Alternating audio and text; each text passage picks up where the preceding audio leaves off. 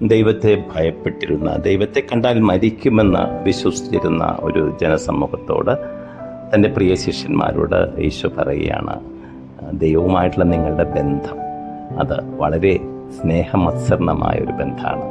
പിതാവിനോട് നിങ്ങൾക്ക് നേരിട്ട് ചോദിക്കാൻ പറ്റും, പിതാവിനെ നിങ്ങൾക്ക് കണ്ട് സംസാരിക്കാൻ പറ്റും. ഇപ്പോൾ തന്നെ എന്നിലൂടെ നിങ്ങൾ പിതാവിനെ കാണുന്നുണ്ട്. എന്നാൽ അന്ന് നിങ്ങളും പിതാവുമായിട്ട്, നിങ്ങളും അവനുമായിട്ട് സ്നേഹത്തിൽ ഒന്നാണെന്ന് നിങ്ങൾ തിരിച്ചറിയും.